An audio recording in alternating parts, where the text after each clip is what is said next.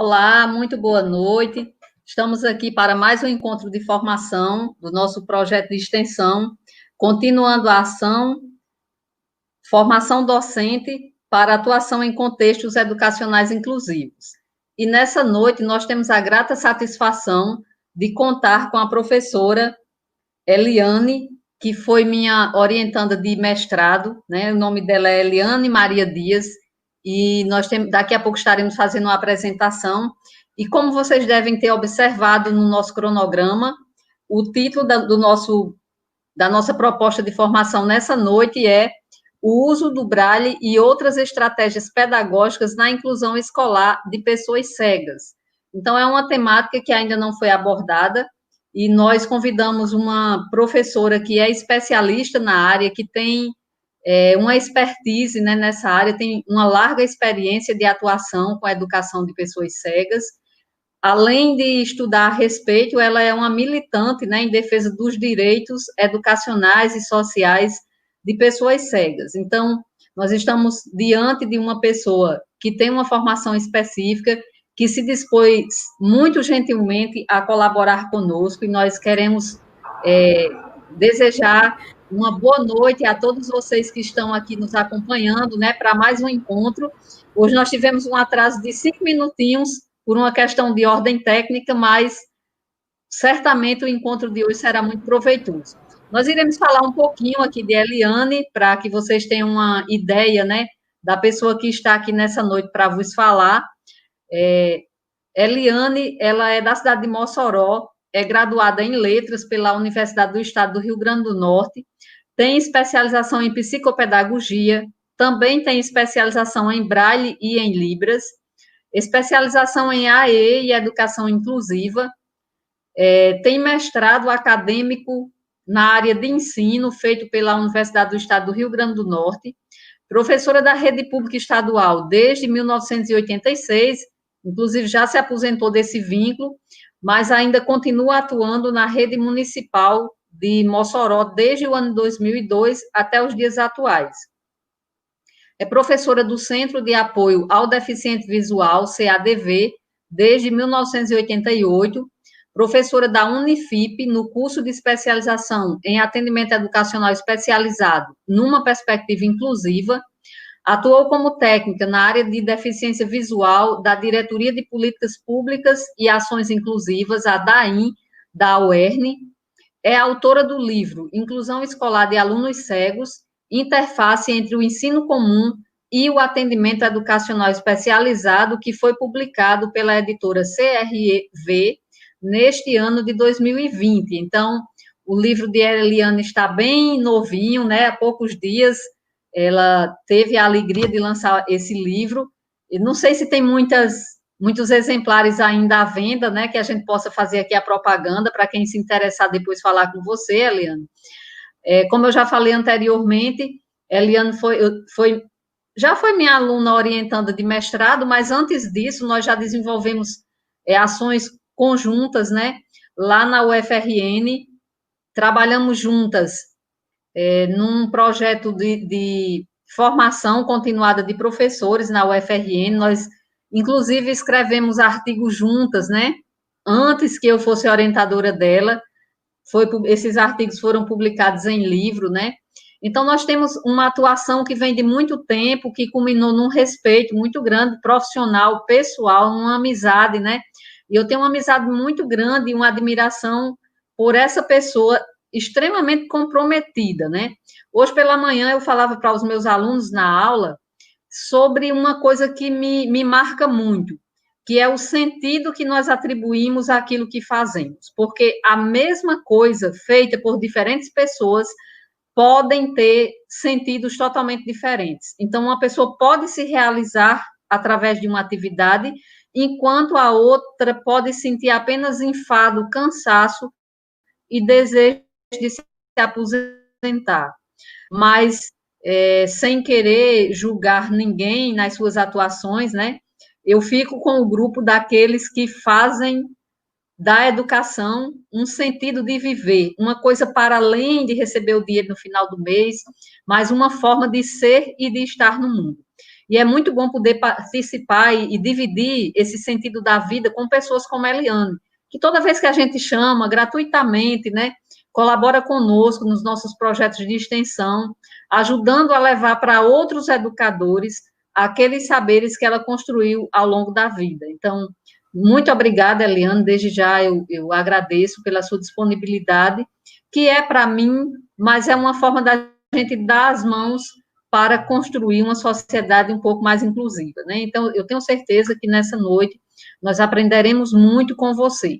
Antes de passar para a Eliane falar um pouquinho de si, antes dela começar no tema mesmo, eu só quero lembrar mais uma vez aquilo que nós temos ressaltado, que nós nos sentimos muito felizes, né, de contar com mais de 240 pessoas inscritas nesse projeto, pessoas comprometidas, que têm dedicado tempo a aprender para poder ensinar, a também dividir aqueles saberes nos seus contextos de atuação, e, em hipótese alguma, a gente pode desanimar ou se entristecer, ou tirar o brilho da nossa ação por causa de questões burocráticas, né? Eu estou dizendo isso porque a gente sempre repete, para a gente não valorizar as assinaturas. Nós não temos nenhuma intenção, assim, de prejudicar qualquer um de vocês. Por sinal, lembrar que todos esses encontros são gravados, eles estão disponibilizados para aquelas pessoas que não conseguem acompanhar ao vivo por alguma razão. Então, no final do encontro é disponibilizado um link, e é interessante que vocês assinem esse link, ou seja, assinem a frequência, até para justificar para a universidade que, de fato, nós estamos realizando a ação e que muitas pessoas estão participando. Se, porventura, alguém, por uma circunstância, ou não estiver presente, mas assistir depois, e quiser atestar para garantir o seu certificado com hora integral, nos manda um e-mail para o e-mail do projeto, já foi disponibilizado algumas vezes no grupo de WhatsApp, mas se houver necessidade, fala com um de nós, que nós disponibilizaremos mais uma vez, certo? Então, nós estamos aqui, os bolsistas, empenhados para resolver toda e qualquer situação. Mais uma vez, eu quero agradecer imensamente a alegria de Deus ter colocado no meu caminho Alisson, Raênia e Bárbara, né, que sem eles a gente não poderia oferecer esses encontros de formação. Muito obrigada, menino e meninas, né, que vocês continuem sendo tão prestativos ao longo da vida de vocês. Então, vou parar de falar, vamos passar agora a Eliane, ela vai fazer as considerações iniciais e depois, certamente, através dos slides que foram preparados, ela irá... Eliane, você desligou o microfone. E a câmera também. Veja se você consegue... Voltou sozinha. Foi? Voltou. Pronto, então com você agora. Boa noite, com muita alegria e gratidão a Deus por estar nesse momento aqui, podendo compartilhar, participar, né, desse projeto, que já tive o privilégio de, do ano passado, estar nesse centro, né, em Caicó, e também conversando sobre a deficiência visual, e hoje vamos conversar mais um pouquinho. Quero dizer que é um privilégio ter Leida também, Leida ter percorrido meus, né, nesse momento, não só no mestrado, mas em muitos outros momentos, como ela já falou. Sou muito grata a Deus por ter pessoas como ela no meu caminho, e eu quero dizer que eu queria só acrescentar mais algumas informações, além da formação acadêmica. Eu quero falar sobre a minha pessoa, que eu tenho pele clara, cabelos cacheados, algumas características aqui para quem não me conhece: eu tenho cabelos cacheados à altura dos ombros, e loiros e cacheados, uso óculos de grau, estou de blusa azul com colar, azul com mangas compridas, com colar de pedrinhas, e atrás de mim tem uma cortina de cor clara. Então, nós vamos estar aqui, né, aprendendo também com vocês, que a gente vai ter um momento de interação também. Vou aprender muito, a gente aprende a cada situação, sou uma eterna aprendiz, né? Viver e não ter a vergonha de ser feliz, como diz Gonzaguinha, cantar e cantar, a beleza de ser um eterno aprendiz. Nós somos eternos aprendizes. Então, nesta noite, nós vamos estar conversando sobre o uso do Braille e outras alternativas pedagógicas na inclusão escolar de pessoas cegas. Os slides estão com fundo azul, no cabeçalho as letras estão brancas e no título da palestra, desse diálogo aqui, está no cor amarela. E abaixo tem também outros dados, eu vou dizer o que está escrito. Na parte superior do slide, Universidade Federal do Rio Grande do Norte, UFRN, Centro de Ensino Superior do Seridó, SERES, Departamento de Educação, Projeto de Extensão, Continuando a Ação, Formação Docente para Atuação em Contextos Educacionais Inclusivos. Parabéns por essa temática, né, por essa ação, Leida e toda a equipe, que com certeza ela tem toda uma equipe, que ela já citou aí, que colabora muito para a vitória nesse projeto. A coordenadora é Francileide Batista de Almeida Vieira. Então, o título é Uso do Braille e outras alternativas pedagógicas na inclusão escolar de pessoas cegas, e meu nome, abaixo, Eliane Maria Dias, o e-mail, elianedeis, D-A-Y-S, deis, @hotmail.com. Todos os slides vão estar com fundo azul, e os títulos com letras amarelas e as outras informações com letras brancas. Pode passar, Alisson, por gentileza. Feliz Dia do Professor. Este mês nós tivemos algumas datas bem especiais, cada dia é muito especial, né? Cada dia que Deus nos dá, mas a gente teve algumas datas comemorativas, como o Dia do Professor, e eu quero iniciar falando de uma mensagem que eu recebi às 7h12 do dia 15 de outubro, de uma ex-aluna, Miriam Prachedes, ela é graduada em Geografia da UERN, na UERN aqui em Mossoró, e ela mandou o seguinte áudio, eu pedi permissão para socializar com vocês. Ela sempre me chama Princesa do Braille. Então, ela colocou, oi, Princesa do Braille, bom dia. Que o Senhor Jesus continue abençoando a sua vida, e muito obrigada por você ter me ensinado muitas coisas, inclusive a poder, nas pontinhas dos dedos, ter a autonomia em relação à leitura. Que Deus lhe proteja a cada dia. Um abraço bem grande e feliz Dia do Professor. Como foi maravilhoso ouvir isso no início do dia logo, né? Nas pontinhas do dedo, ter a minha autonomia com relação à leitura. Então, com essa fala, eu abro essa temática, porque a gente sabe como as pessoas com deficiência visual precisam dessa autonomia, precisam de oportunidade para que possam ter essa autonomia.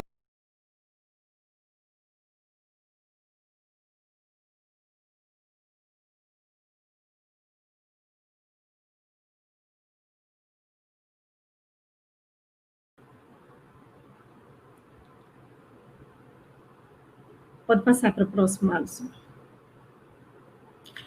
Então, outra data também que foi comemorada em 8 de outubro de 2020, foi uma data bem importante, além de ser o Dia Nordestino, né, que nós nos empolgamos muito com o Dia do Nordestino, e foi também o Dia Mundial da Visão. Achei importante socializar aqui.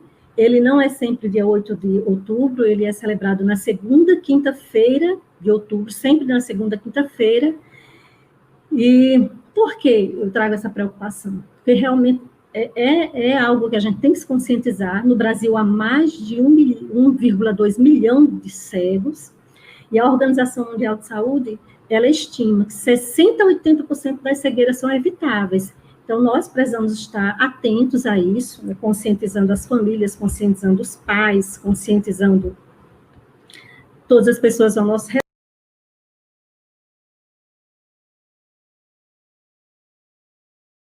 Ter com a questão da visão. Então, quase 700 mil brasileiros que são cegos poderiam não ser se tivessem recebido o tratamento precocemente.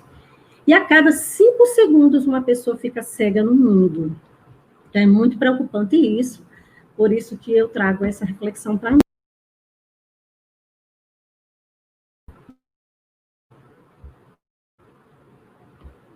Pode passar, Alisson.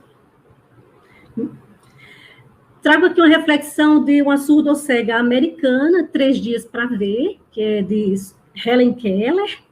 Ela traz essa reflexão, se você tivesse só 3 dias para ver, minha câmera está só sumindo aqui. 3 dias para ver. Se você tivesse apenas 3 dias para ver, o que você olharia? Pensem aí, o que vocês olhariam se só tivessem 3 dias para ver? Usem seus olhos como se amanhã fossem perder a visão. E o mesmo se aplica aos outros sentidos. Ouça a música das vozes, o canto dos pássaros, os possantes acordes de uma orquestra, como se amanhã fossem ficar surdos.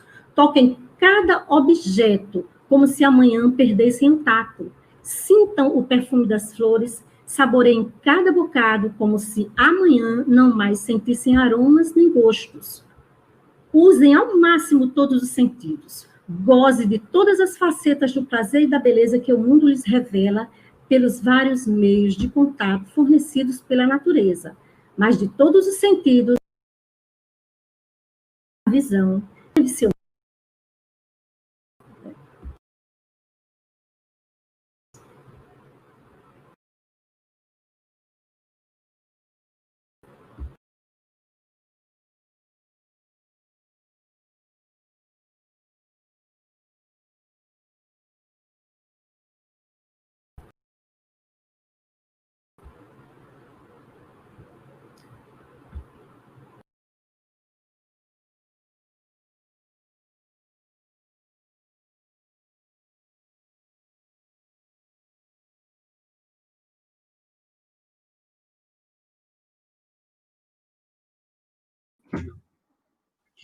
Gente, eu acho que a Eliane está com problema e a gente vai sugerir que ela entre pelo celular para ver se consegue conectar. Eu vou pedir aí, Rainer, você tem o contato de Eliane? Veja aqui. Eu tenho que tirar o som. Eliane, você entrou pelo celular agora? Sim, entrei. Pronto, acho que assim fica melhor. Só que eu estou ouvindo os dois sons, tá, Eco, né? No caso, você tem que desligar o do computador, saia no computador normalmente. Uhum. Desculpe aí, gente. É assim mesmo, as tecnologias ajudam e também tem seus problemas, né? Mas agora está legal. Pronto. Alisson. Eu terminei de ler a reflexão. Está direitinho agora? Eu terminei de ler a reflexão sobre Helen Keller, né? E trazendo esse cuidado que a gente, né, como a gente precisa, na verdade, aproveitar cada sentido. Cada sentido tem sua importância, um não substitui o outro, mas tem aqueles que têm mais possibilidade de interação com o meio, como fala no próximo slide, que a Organização Mundial de Saúde pode passar, Alisson, que a Organização Mundial de Saúde estima que 85%, ela fala que 85% do nosso relacionamento com o ambiente em que vivemos é feito através da visão. Por isso que a perda da visão causa um impacto muito grande, porque 85%, né, se dá pela visão. A gente primeiro vê algo, depois é que a gente toca, vai experimentar com os outros sentidos, quem enxerga, né? E nós temos um mundo que é predominantemente visual, muitas informações no campo visual, um visuocentrismo, né? Muitas coisas para nos atrair visão. Os recursos visuais, eles são os componentes lúdicos que servem, justamente, são úteis para a questão da compreensão de conteúdos, por isso que os livros são muito imagéticos, né? Tem muito nessa questão do desenvolvimento cognitivo. Os outdoors, vitrines, modas, livros didáticos, tudo tem um mundo de cores, muito brilho, muita coisa para atrair a visão. Muitas vezes nós somos atraídos pela visão até para adquirir produtos, porque a gente olha uma comida, tudo que é muito atrativo. É um apelo muito grande. Então, as pessoas, de certa forma, as pessoas deixam de ter uma riqueza em alguns aprendizados, porque por ela não ver e as pessoas não apresentarem, como a gente vai ver mais adiante, não apresentar aquela informação, elas perdem de conhecer muitas coisas, as pessoas com cegueira. Pode passar.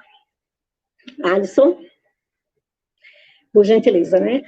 Então, linguagem do olhar. Nós usamos... a visão é tão forte, né, tão maravilhosa, que os olhos são vistos como órgãos de grande valor, de cuidado, guarda, tem versículos, né, como eu vou apresentar aqui, Salmos 17:8, fala, guarda-me como a menina dos teus olhos, esconde-me as sombras de tuas asas, em Salmos 17:8, e em Zacarias 2:8, porque aquele que tocar em vós, toca a menina do seu olho. Olha que preciosidade, né? E Em terra de cego, quem tem um olho é rei, um provérbio popular existe aqui, que muitas pessoas usam, mas, na verdade, olhando por outro ângulo, em terra de cego, quem tem um olho é quem tem deficiência, né? Porque tudo seria muito tátil, usaria muitos outros sentidos. Mas tem esse dito popular, né, esse provérbio popular, quem tem um olho é rei, em terra de cego, porque justamente por essa relevância que tem a visão. Pode passar, Alice. E nós usamos muitas expressões do olhar, essas expressões fisionômicas do dia a dia. As pessoas, normalmente, quando estão felizes, né, esses olhos, quando estão apaixonadas, quando, né, para mostrar que amam alguém, então pisca olho, ou coloca, aí tem uma imagem retangular com fundo branco e vários emojis, com várias expressões fisionômicas, expressões de alegria, de choro, né, de beijinhos. Então, a gente conversa muito hoje por essa expressão também do olhar. O olhar fala muito, brilha nos olhos, né? Muito interessante. Eu amo ver professores com os olhos brilhando. A Leida falou no início da questão da pessoa trabalhar com esse amor, com esse, né, não só preocupado com a aposentadoria, não trabalhar preocupado, já mirando a aposentadoria, mas dando tudo, dando todo o seu potencial e seu amor por aquilo que faz, é muito importante. Então, esse brilho no olhar precisa atingir cada professor, essa alegria, não olhar tanto outros aspectos, fatores, né? Claro que tudo colabora, mas precisamos brilhar mais nossos olhos. Eu gosto muito de usar aqueles olhos com as estrelinhas dos emojis. Pode passar, por gentileza. Então, mas em algumas situações, para nós vermos melhor, tem até um livro, Feche os Olhos para Ver Melhor, tem ele em braille, ele é de Sérgio Sá, é uma pessoa cega, foi uma pessoa cega que escreveu. Então, fechamos os olhos em situações especiais. Quando oramos, muito dificilmente a gente ora de olhos abertos, né? O rezo de olhos abertos, concentração ali, para meditar, para cantar, beijar, para sentir aroma. A pessoa fecha os olhos para sentir sabores agradáveis, a ouvir músicas, para lembrar de algo. Deixa eu me lembrar aqui. Então, algumas situações para se concentrar em algo. Então, em algumas situações, nós fechamos os olhos. Pode passar. Então, falamos um pouco da visão, é muito importante que a gente possa ter esse cuidado, né, para quem ainda também tem resíduo visual, aproveitar o máximo de resíduo visual. E agora a gente vai especificamente falar da deficiência, das pessoas com deficiência.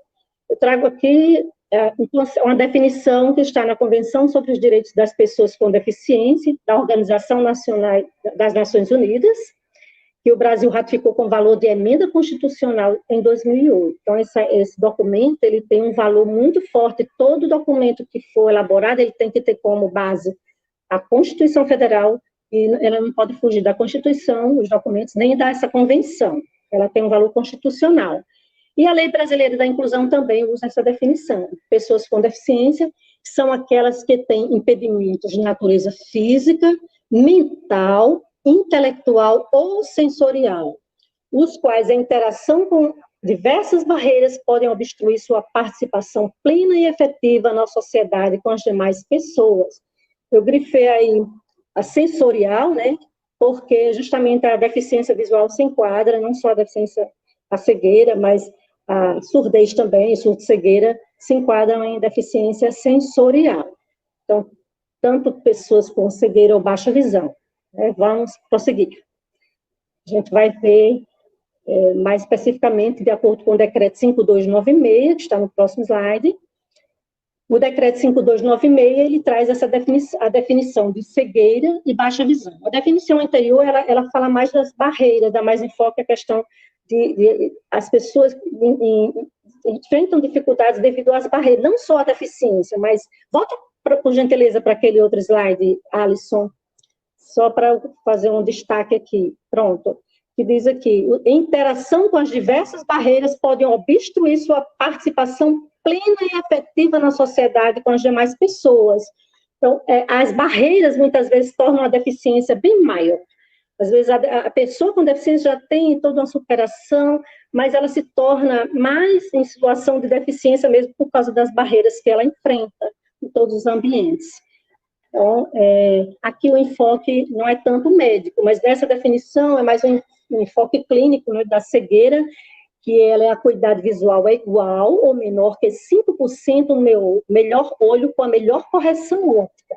Então, a pessoa com cegueira, ela pode ter até 5% de visão, ela pode ter um resíduo visual, grande parte das pessoas com cegueira tem algum resíduo visual, que a gente chama de visão de vulto, tem alguma percepção, né, de luz, de claridade, tem alguma percepção, mesmo após correção, ela só enxerga 5%, é considerada pessoa cega. No meu convívio, eu não me deparei com muitas pessoas que não têm nenhuma percepção luminosa. Normalmente, existem várias, é claro, mas eu conheço muitas pessoas cegas que têm essa percepção. E baixa visão pode ser a acuidade visual entre 5% e 30% de visão, no melhor olho com a melhor correção óptica. Então, a pessoa pode até 30% de visão ser considerada baixa visão. 5% ela pode se enquadrar em cegueira ou em baixa visão, e aí ela vai, dependendo da patologia, tem algumas patologias que com 5% ainda dá para ler impressos em tinta, que a gente vai ver.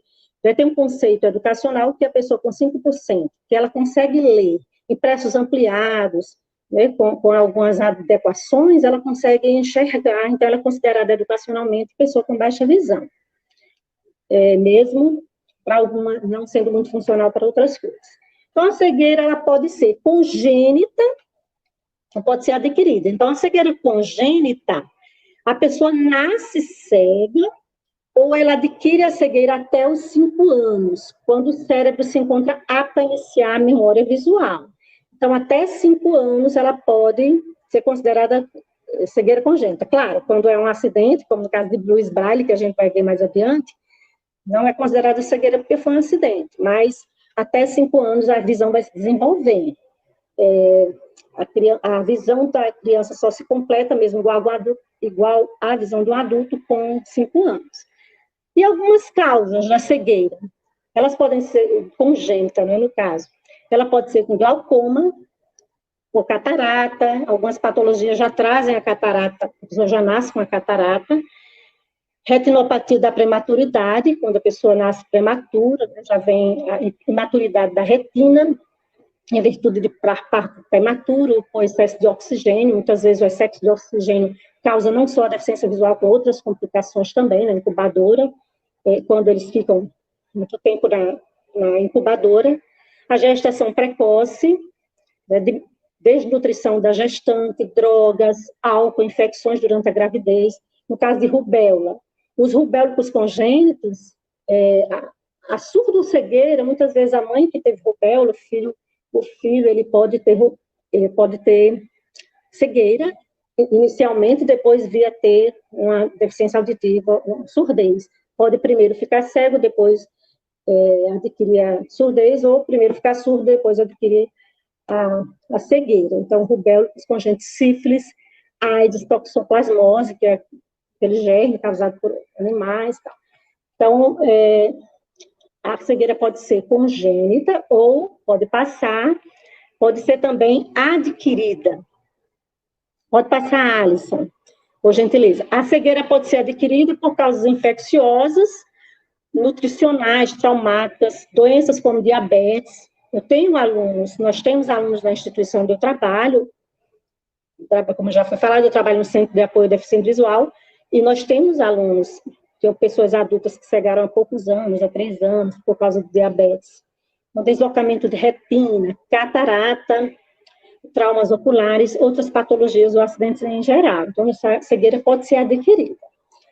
Eu estou me lembrando aqui de uma frase que, quando eu comecei a trabalhar, eu vi no manual de profissões para pessoas com deficiência, manual, e tinha assim, ser deficiente não é uma opção, mas uma das muitas possibilidades que a qualquer um de nós pode acontecer. Então, ninguém está livre de se deparar com algum acidente doméstico, algum acidente automobilístico, de alguma forma, ou alguma patologia que venha causar a deficiência visual, né? No caso, a cegueira.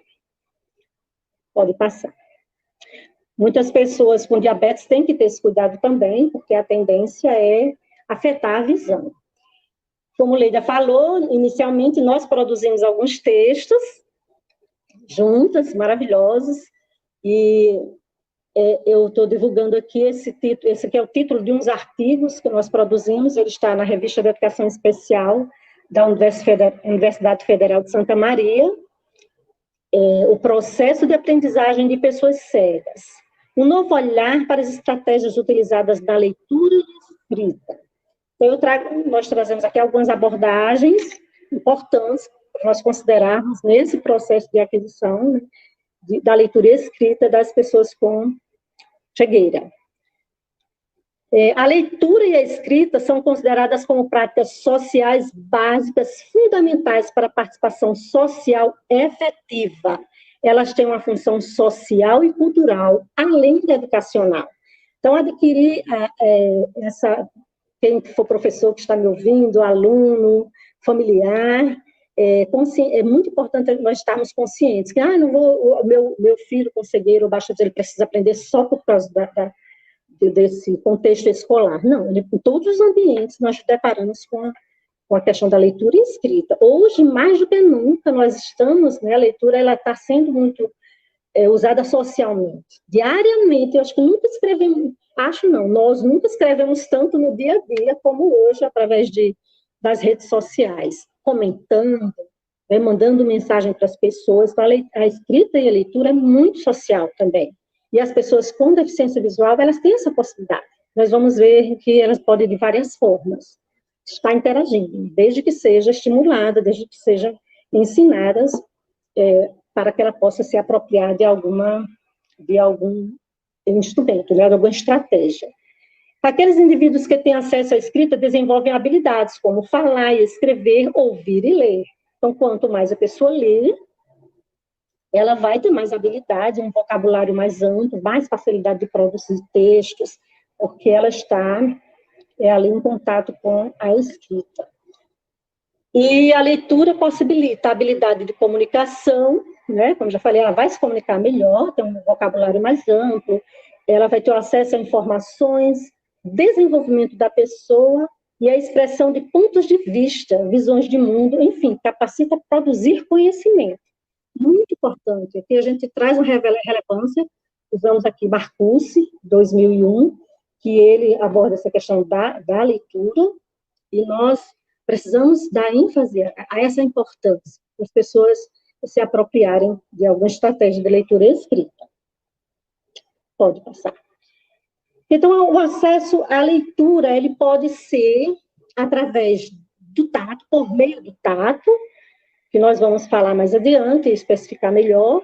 O acesso à leitura pode ser por meio de ledor, ouvir ler, ele vai ouvir ler, alguém mediando ali, alguém lendo para ele, alguém sendo aquela ponte para ele. O acesso à leitura por meio de leitores de tela, que ele também vai ouvir por meio dos leitores de tela, dos softwares, por meio de computador, do WhatsApp.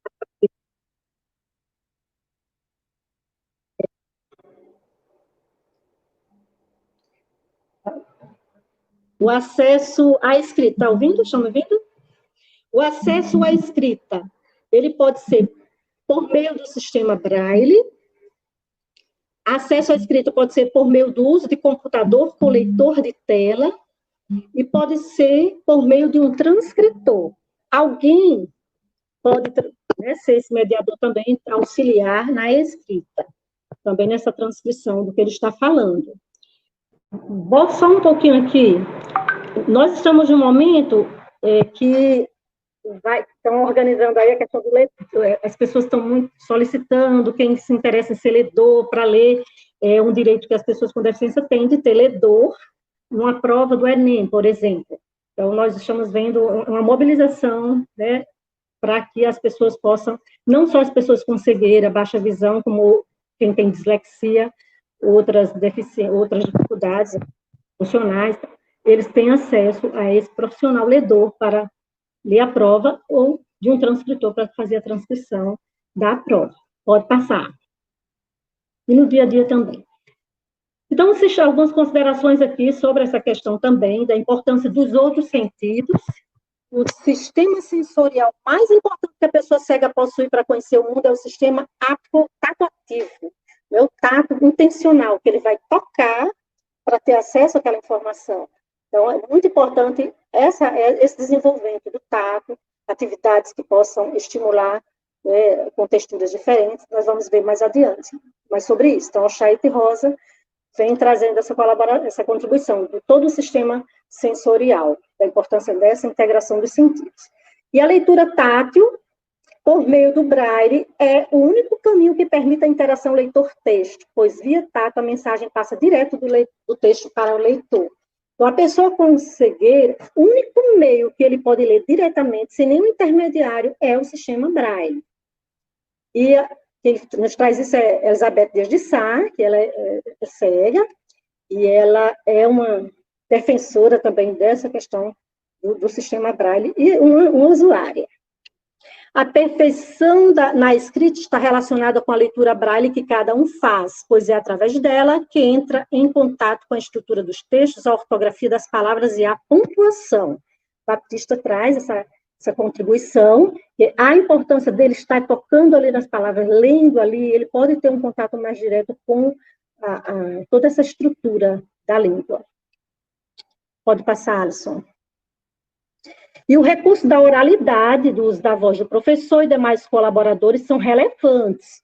Realmente não estamos tirando aqui a importância da questão do uso do ledor, da oralidade, desde que não substituam a oportunidade das experiências táteis ou do uso dos sentidos por meio dos recursos que enriquecem a formação de conceitos pelo aluno.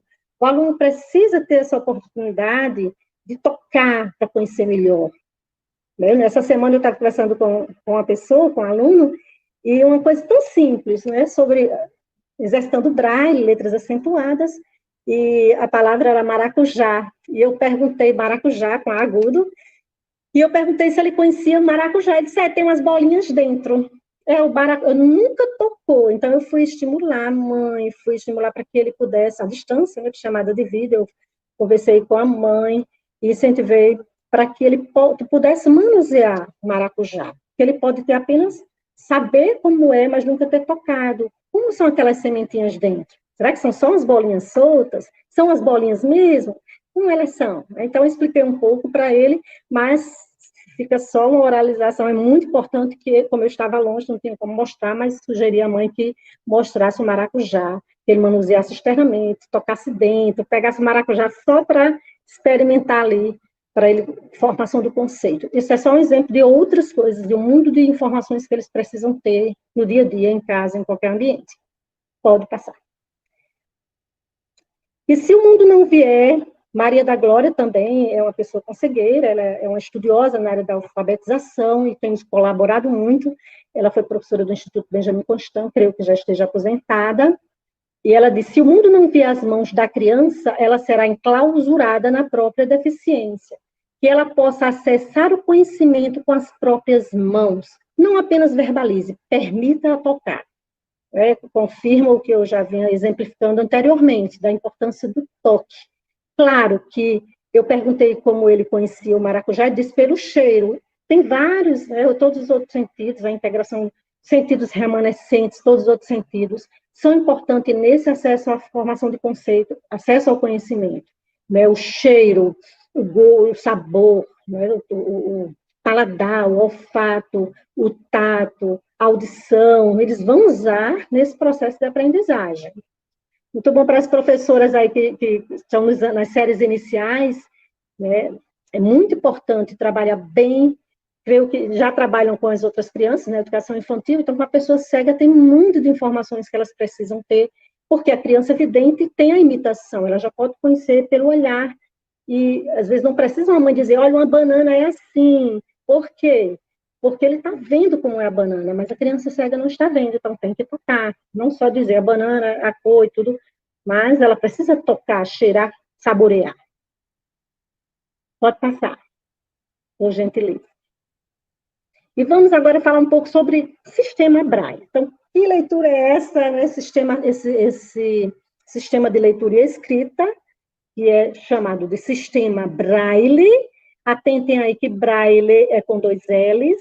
Por que Braille é com 2 L's? Porque ele é homenagem ao seu inventor, seu criador, Louis Braille, um francês, que ele nasceu em 4 de janeiro de 1809, na França, e faleceu em 6 de janeiro de 1852.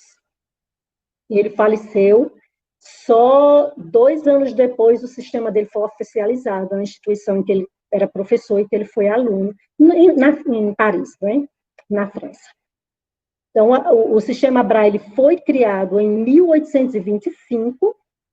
Louis Braille, ele adquiriu a cegueira por causa de um acidente. Ele, criancinha, 3 anos de idade, brincando com a sovela, que é um instrumento cortante, que perfura as celas de couro. O pai dele tinha uma selaria de couro, e ele brincando com a sovela escapou da mão, atingiu o olho esquerdo, infeccionou, deu uma conjuntivite, causou outros problemas, ocasionou outros problemas, e ele veio a ficar cego dos 2 olhos. Então, Louis Braille, ele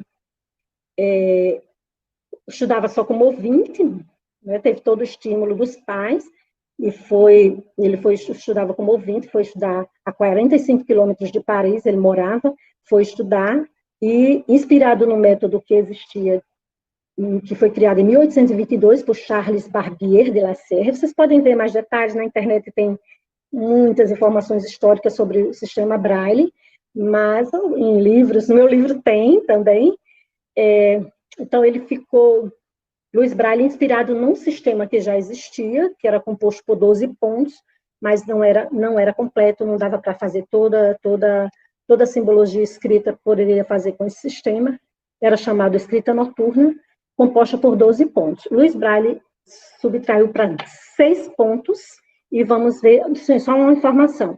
Nesses slides tem uma foto, abaixo das informações escritas, tem uma foto de uma criança com as mãos sobre um livro em Braille, e à direita das mãos da criança, das 2 mãos da criança, tem a mão de um adulto.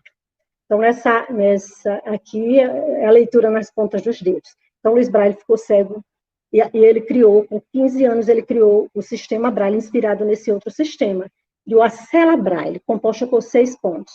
Pode passar, por gentileza.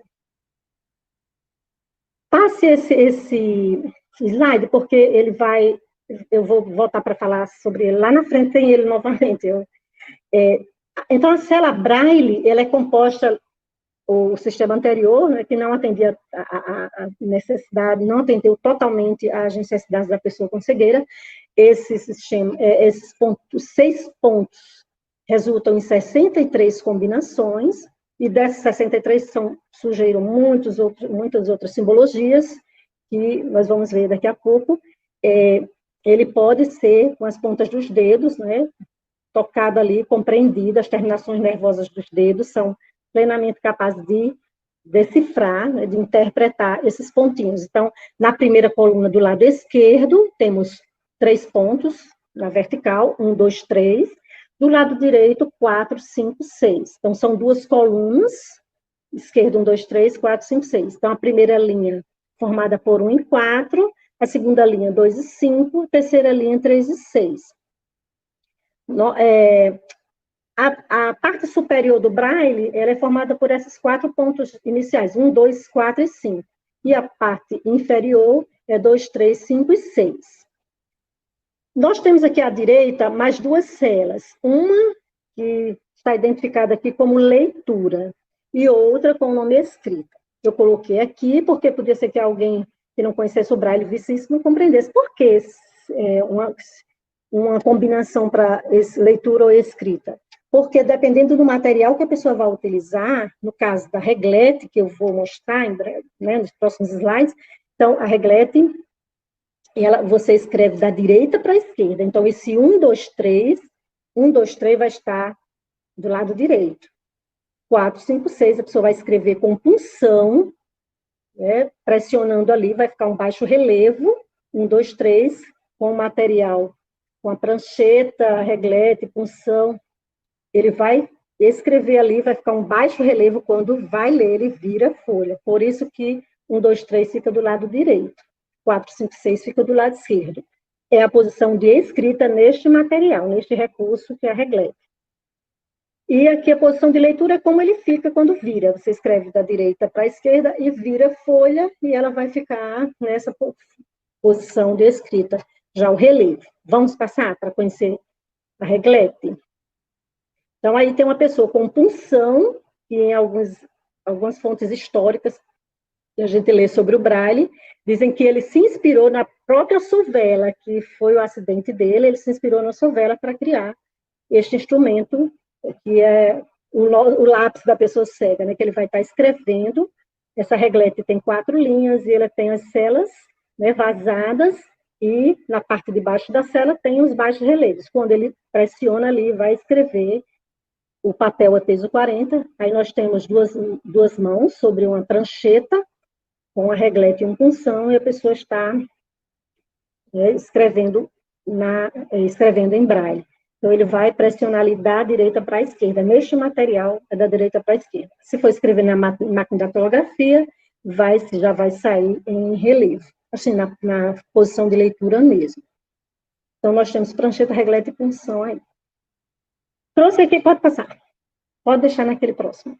Então, nós temos aqui outra cela braille, né, para vocês identificarem aqui, de um lado, uma cela braille com fundo preto. Às vezes eu gosto de usar não gosto de usar tanto branco para não doer tanto na visão de quem está assistindo. No fundo preto, essa cela aqui tem um fundo preto com os círculos e os números, círculos brancos e os números em preto dentro, dá um destaque. Então, aqui é outra cela braille, e do lado direito tem as 7 séries do braille, as 7 séries das combinações do braille. Então, na primeira série, escreve-se de A a J. Então, tem uma observação, em cada série dessa, que é chamada Ordem Braille, ou série do Braille, que não tem relação com série, com anos, né, de níveis de estudo, não. É série da questão da Ordem do Braille. Então, nessa primeira série aí, de A a J, não usa essa parte inferior da cela, só usa a parte superior, de A a J. Vocês podem perceber que os pontos lá de baixo não estão preenchidos. Já na segunda série, a primeira série todinha acrescentando o ponto 6. Né? Vocês podem olhar direitinho depois e comparar. Vou mostrar aqui o alfabeto em relevo no próximo. Vamos ver. Alisson?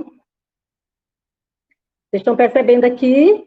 De um lado, eu coloquei aqui a foto de um braille em relevo, uma foto de uma folha escrita em braille em relevo, do lado esquerdo, que ela tem a transcrição na parte superior, acima da letra, está a transcrição em tinta aqui.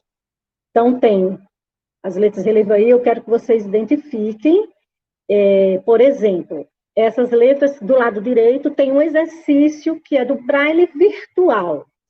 Eu sugiro que vocês acessem, quem quiser aprender brincando, eu indico muito esse braille virtual, porque você pode exercitar, conhecer toda a combinação. Ele é bem visual, mas para quem quer exercitar, está no braille negro, não é em relevo, você brinca, usa no computador e de forma bem lúdica, você pode ter acesso a esse conhecimento. Então, essas palavras aqui, elas estão usando só a parte superior. Então, só essa primeira linha aí de A a J.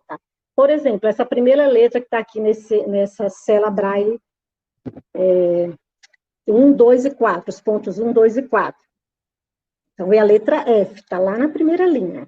Eu vou dizer só a primeira palavra, vou deixar para vocês depois, quando forem revisar, ouvir novamente, quem tiver interesse em se aprofundar, com certeza vai acessar o braille virtual, ou vai acessar essa palestra novamente e vai poder exercitar. Então, 1, 2 e 4 é a letra F, e a pessoa escreve no retângulozinho abaixo, que tem branco, né? E essa informação aí, essa página do braille virtual, ela é lilás, e sobre ela tem toda umas celas na corzinha amarela, e o destaque do braille em negro.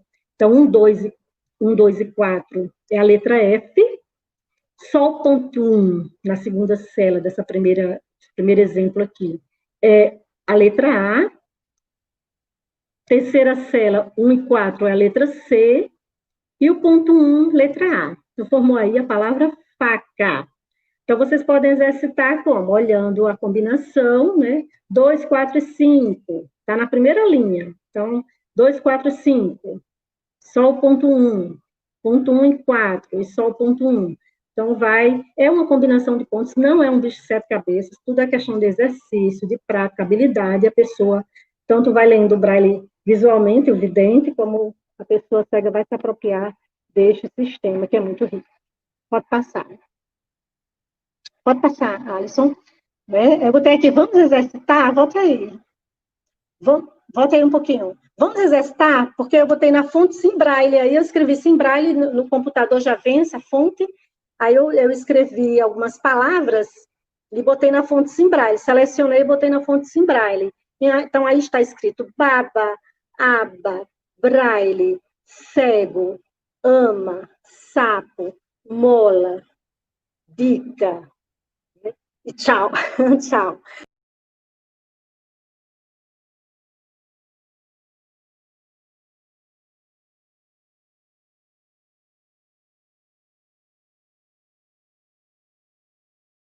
Certo?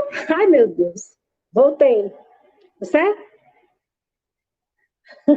Sai não. Foi mudar a força aqui da... Vamos lá. Então, fonte em braille. Pode passar. Só para uma demonstração aí para vocês conhecerem. Então, os documentos que normatizam o uso do braille. A grafia braille para a língua portuguesa. Todos esses documentos, gente, vocês podem ter acesso pelo Google, escreva o nome desse documento, vocês podem baixar esses documentos. Quem quiser ter acesso em braille, pode solicitar do Instituto Benjamin Constant, é uma instituição que elas produzem esse material em braille também. Então, grafia braille em tinta, vocês podem baixar e imprimir, né? Então, baixar no computador e ter acesso, pesquisar. Então, tem a grafia braille para a língua portuguesa, a primeira versão foi em 2001, estamos na terceira versão, que foi em 2018, por quê? Vão surgindo novos símbolos, hashtag, símbolo masculino, transgêneros, vão surgindo símbolos novos da informática e precisam ser acrescentados. Então, existe uma comissão brasileira de cegos que é responsável por essa, junto com os CAPs, núcleos de produção, que vão sugerindo mudanças, adequações para melhor atender a necessidade da produção do livro em braille. Então, grafia braille para a língua portuguesa, normas técnicas para a produção de textos em braille, código matemático unificado, grafia braille para a informática, grafia química, está em processo de atualização, e o programa é braille fácil, que a pessoa digita o texto, faz todo aquele processo e imprime em braille. Acoplado ao computador esse programa, pode passar. A pessoa recebe um material impresso, na produção do livro, recebe o material impresso, faz adaptação, porque tem algumas informações que são só ilustrativas, ornamentais nos livros, que não colaboram, não precisa tanto daquela informação para pessoas com cegueira, seria só ilustrativo para o vidente, então vai sendo feita uma adaptação, a transcrição daquele texto, daquele livro, imprime em braille, a pessoa com cegueira, pessoa que lê o braille por meio do tato, né, vai revisar ali, depois faz a impressão, encadernação e distribui. Então, algumas existem instituições como Laramara, Fundação Dorida Noil, Instituto Benjamin Constant, os CAPs, e núcleos de produção braille, CAPs são centros de apoio pedagógico de produção braille, que estão difundindo o livro em braille. Pode passar. Alguns recursos usados na produção braille. Então, vocês já viram aí a reglete, que eu já falei, a mesma imagem, a reglete prancheta de função, existe a máquina da datilografia braille, e uma impressora, um exemplo de impressora aqui, que imprime em braille. O papel é peso 40, essa é de papel contínuo, né? E na máquina braille, reglete, a gente usa o papel peso 40, porque se for papel ofício, o papel mais fino, de gramatura mais fina, mas não vai baixar o relevo fácil.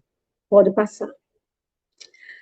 Aí, trago aqui a palavra de Geraldo Feitosa, que ele disse, para o braille deixar de ser importante, a cegueira tem que deixar de existir. Eu ouvi essa frase num evento, e tem ele escrevendo braille, né, tá sorrindo, camisa de mangas compridas, está no auditório, sorrindo, com óculos escuros, cabelos escuros, está com as mãos sobre uma prancha, sobre uma reglete, escrevendo em braille. Pode passar. Realmente a cegueira não vai deixar de existir, porque sempre vai existir algumas doenças, algo que pode ocasionar a questão da cegueira, né? Alguns acidentes, coisas inevitáveis, algumas coisas evitáveis também que possam ser que cause a cegueira em alguém. Então, o braille vai também sempre existir. Mesmo que surjam outros métodos, mas o braille está aí para... A tecnologia tem contribuído para esse avanço do braille, porque existem cada dia novas impressoras, novas linhas braille, novos produtos que vêm contribuir para essa difusão do braille. Critérios gerais na elaboração e adaptação de recursos didáticos para alunos cegos. Aí eu vou falar também de cegueira e baixa visão. Vou trazer algumas contribuições aqui sobre a questão de alguns recursos que podem ser adquiridos, elaborados, ou adaptados para a pessoa com, aqui no caso, cegueira. Tem que se preocupar com o tamanho, que não vai elaborar um que seja tão pequenininho, uma miniatura já está dizendo, né? E miniatura bem, sem poder identificar certos detalhes. Ele tem que ver, através do tato, algumas informações precisam ser bem precisas, bem claras. Então, o tamanho adequado ao aluno, o significado tato tem que ter relevo e diferentes texturas, ele precisa tocar, conhecer a formação por meio do tato. Resistência, se você vai produzir algo para uma criança cega, para uma pessoa cega, não pode ser um material que no primeiro uso ele já se estrague, né? É bom que faça para que ele possa usar em outras vezes, ou até, se possível, dependendo da necessidade, ser usado com outros alunos. Cada caso é um caso, cada um vai ter uma necessidade, né? Aluno, aí vamos ver, tem que conhecer o aluno, saber quais as habilidades, não só as dificuldades, mas as habilidades deles.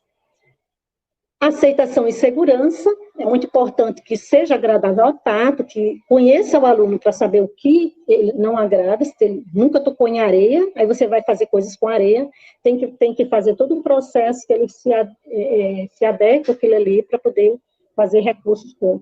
Estou usando areia, porque areia, algum material lixa, tem coisas que não são muito agradáveis ao tato, e tem que fazer todo um processo para que ele possa manusear com aceitação e segurança, que também não venha se furar, se cortar, coisas com alfinete, né? Alguma maqueta com alfinete, tem muito cuidado, com palito de dente, coisas que ele possa vir se machucar. Fidelidade ao modelo original. Também você vai tentar fazer o mais próximo possível do modelo original, para que ele possa ter realmente uma formação de conceito mais, né, de acordo com o que é aquilo ali, daquela informação que você quer dar. E facilidade de manuseio, né, que ele possa compreender, né, de repente, se você vai mostrar um animal em miniatura, que você não bote um gatinho sentado de óculos, chapéu, tem que procurar algo que seja bem, que tenha facilidade de manuseio e que seja bem fiel ao original. Então, essas informações eu trago de Elise Cerqueira, o professor do Instituto Benjamin Constant, e Elise Borda. Eles escreveram esse texto, Recursos Didáticos na Educação Especial, está na revista Benjamin Constant, vocês podem ter acesso, é muito rico esse texto, essa contribuição que eles trazem para nós. Pode passar.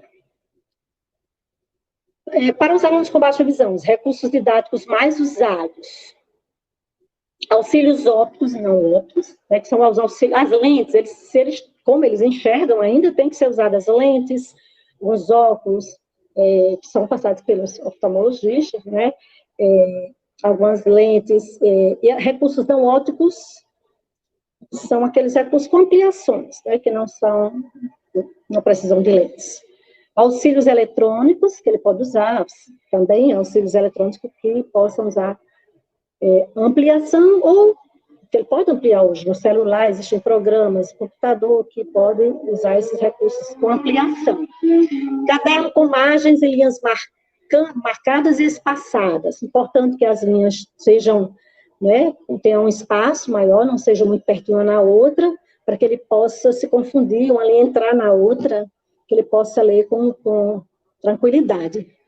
Impressões ampliadas, como já falei, e a fonte especializada, eu anuncio aqui para quem não conhece, a fonte, APHONT, que é uma fonte criada nos Estados Unidos e ela é específica para usar pessoas com baixa visão. Fonte bem tranquila, sem serifas. Tem aí o exemplo, escrevi a frase Deus é fiel, na fonte, na Arial, e Deus é fiel no Times New Roman. Então, tem muitas fontes que têm serifas, essas curvinhas que prejudicam, assim, que dificultam mais a informação, o acesso à leitura. Normalmente são usadas Verdana, Arial, Helvética, né? Mas agora a gente está conhecendo a fonte, e a fonte é uma sugestão, vocês baixam um download, e que ela tenha, você pode baixar e produzir textos, material para os alunos com baixa visão com essa fonte. Com cores fortes e contrastantes, muito importante usar cores fortes e contrastantes, evitar papéis com brilho e metalizados, e possibilitar o contato visual, né, que ele possa usar aquele recurso visual, quanto puder. Muito importante ele usar o recurso visual no seu desenvolvimento, porque o maior número de informações que ele puder ter visualmente, isso vai colaborar muito com o seu processo de aprendizagem. Claro que ele também vai usar, vai ter coisas que ele vai precisar aproximar dos olhos, vai ter coisa que ele vai precisar também dos outros sentidos, né, para conhecer, de perto, tocar. Baixa visão também tem algumas dificuldades, assim, que, principalmente à noite, ele vai ter maiores dificuldades na sua locomoção, em alguns reconhecimentos, né, no acesso a alguns ambientes, calçadas, eles têm algumas dificuldades que que é considerada até cegueira noturna, principalmente à noite, alguns da tardinha para a noite são quase, né, têm atitudes de cegos, porque dificulta muito para eles. Também a claridade, dependendo do caso, cada caso é um caso, a claridade também do dia prejudica também alguns. Então, cada caso é um caso. Tem que conhecer como o aluno enxerga, né, se a visão dele é periférica, se ele perdeu a visão central, perdeu a periférica, como é? Conheça o aluno para poder saber como trabalhar com ele. Não só o que diz o laudo diz isso, mas o que ele pode apresentar de habilidade que eu posso investir naquela habilidade. Não só olhar o que falta, mas olhar o que ele tem e trabalhar em cima do que ele tem. Pode passar, Alisson. O espaço entre linhas, ideal é que seja, para pessoas com baixa visão, 1,5 a 2, né? A margem à esquerda deve ter entre 4 a 4,5 centímetros, porque se ele for usar uma lupa, algum recurso, alguma lente, vai facilitar. Esse recurso, o auxílio óptico, né, se ele for usar, ele vai precisar de um espaço. Né? E quanto à cor, deve-se evitar excessiva combinação de cores. Por exemplo, sendo usados apenas para realçar títulos. Eu usei aqui 2 cores, nos meus slides todos. Eu já tive experiência de usar slides que eu destaco uma palavra de vermelho, outra verde, outra azul, fica bem colorido. Eu olhando alguns slides que eu já fiz, e muito colorido. Pode ser atrativo, mas pode cansar também muitas informações visuais, uma poluição visual. E eu destaquei aqui só com 2 cores, com a amarela e cor branca. Pode passar. Aqui eu trago também que pode colaborar muito para a autonomia e independência da pessoa com deficiência visual.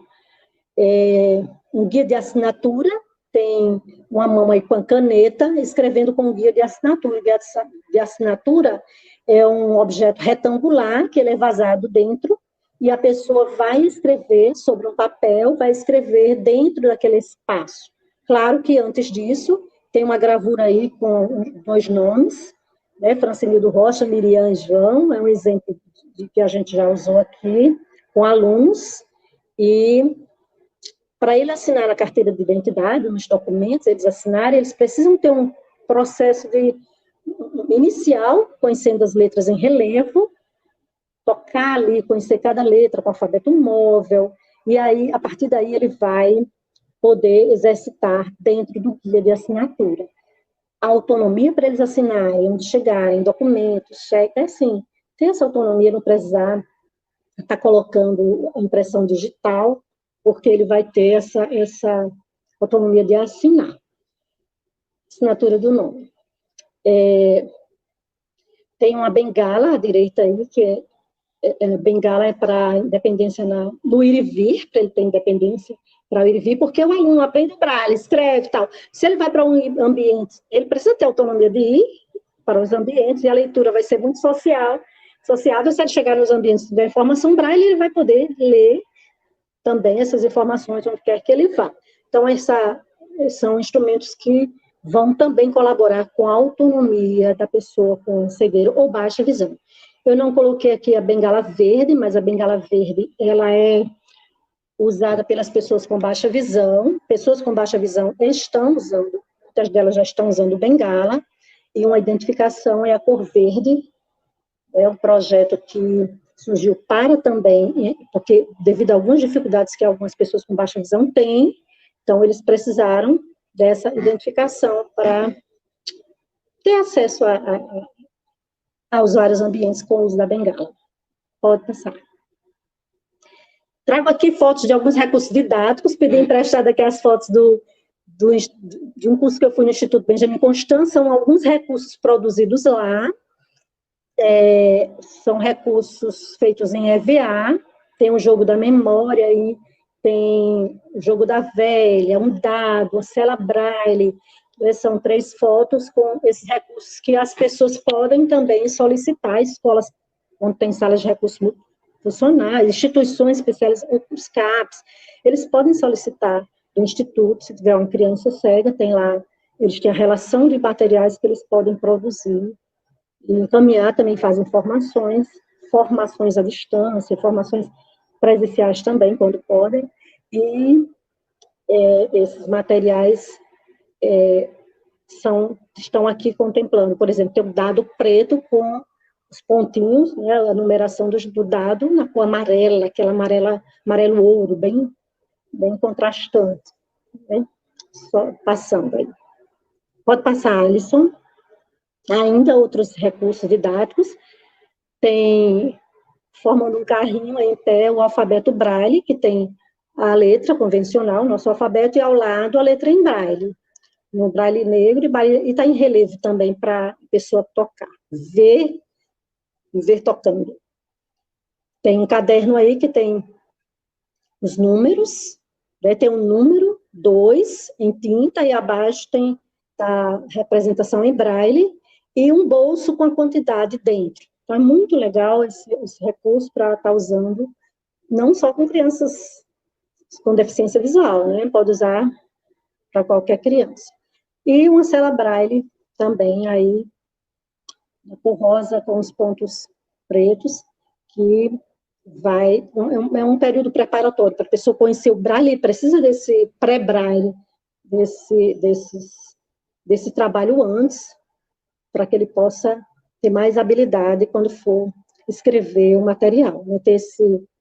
Ser usado seu tato, sua coordenação motora fina, para que ele possa ter facilidade, desenvolver bem no seu processo de leitura e escrita. Pode passar. Os pontos braille são sementes de luz levadas ao cérebro para a germinação de saber. Eu usei uma reflexão da Helen Keller, estou trazendo outra aqui, né? São sementes de luz levadas ao cérebro para a germinação do saber. Então, esses pontos braille podem trazer muita autonomia, né, independência, acesso a conteúdos, informações pela pessoa com cegueira. Pode passar, por gentileza, Alice. Eu trago aqui o livro Inclusão Escolar de Alunos Cegos, para mostrar aqui para vocês. Vou ler aqui a descrição da capa. Foto colorida da capa de um livro com fundo marrom. Na parte superior, com letras brancas, o título Inclusão Escolar de Alunos Cegos. abaixo, em letras menores, o subtítulo Interface entre o ensino comum e o atendimento educacional especializado. No centro da capa, a ilustração de um livro em braille sobre uma mesa, e a mão de uma criança sobre as letras, e uma outra mão sobre a mão da criança na parte inferior. Sobre a mão da criança. Na parte inferior, Eliane Maria Dias e a logomarca da editora CRV. Então, eis aí, esse livro é fruto da pesquisa do mestrado, a qual Leida prefaciou. Tenho o maior prazer de ter Leida participou de todo esse processo de pesquisa. E pode passar, Alisson, por gentileza. O livro Inclusão Escolar de Alunos Cegos, Interface entre o Ensino Comum e o Atendimento Educacional Especializado, traz subsídios teóricos e práticos relevantes sobre as cegueiras, sobre a necessidade da prática colaborativa entre a escola comum e o atendimento educacional especializado, visando a inclusão escolar de alunos com cegueira. Ele está disponível tanto o livro físico como digital no site www.editoracrv.com.br. É um livro que traz grandes contribuições, muito gostoso de ler. Ele traz considerações importantes sobre a questão dos sentidos remanescentes, como podemos usufruir, usar esses sentidos com as crianças, desenvolver essas habilidades. E tem a pesquisa realizada com a criança cega e algumas situações vivenciadas na escola, no ensino comum, na sala de recursos multifuncionais, numa instituição especializada, e nós podemos observar o contexto dele com as demais crianças na escola, nos diversos setores que ele frequenta, nas instituições, e o olhar dos professores sobre esse processo. Então, traz contribuições gostosas, e eu sou muito grata à Leida por todo esse processo de produção, e hoje está aí que possa gerar muitos frutos, que muitas pessoas possam se ajudar. Pode passar, por gentileza, Alisson. Traga as referências, eu espero que vocês possam também participar agora, eu acho que eu acelerei um pouco, pensando em nós deixarmos um tempo também para conversarmos, a gente trocar aqui algumas contribuições que eu possa dar, ou mesmo vocês quiserem se colocar, também contar alguma experiência, vocês podem participar. Agradeço desde já, saibam que, passe aí, Alisson. Pode passar, Alisson, Eu agradeço, e quero dizer que a pessoa com deficiência visual, ela tem possibilidades, tanto a pessoa com cegueira como baixa visão, desde que você acredite no potencial, a expectativa que coloque nele não seja baseada no que falta, mas no que ele tem.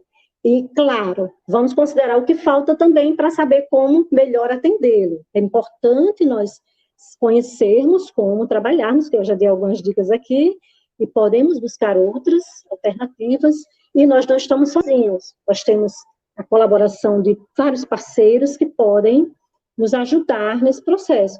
Nós não sabemos de tudo, precisamos uns dos outros, e essa parceria do professor do ensino comum, professor do atendimento educacional especializado, de outros ambientes, da família, essa interação vai fazer com que o trabalho, que o aluno possa desenvolver muito bem, com a ajuda de todos esses parceiros. A colaboração, muito importante, que você não se sinta só, nós não nos sintamos sozinhos, a família não se sinta só, procure ajuda, os professores não se sintam sozinhos, o aluno é seu, é da sua sala de aula, mas ele é de uma escola, ele faz parte de um sistema, e você pode estar buscando, essa formação, como foi falado, o título geral, da formação em contextos inclusivos, e esse momento é muito rico. Eu considero este momento aqui um momento de formação que vocês podem aproveitar, dentre outros que, com certeza, a Leida vai estar, juntamente com sua equipe, proporcionando. Que Deus abençoe cada um. Muito obrigada por este momento de compartilhamento de saberes.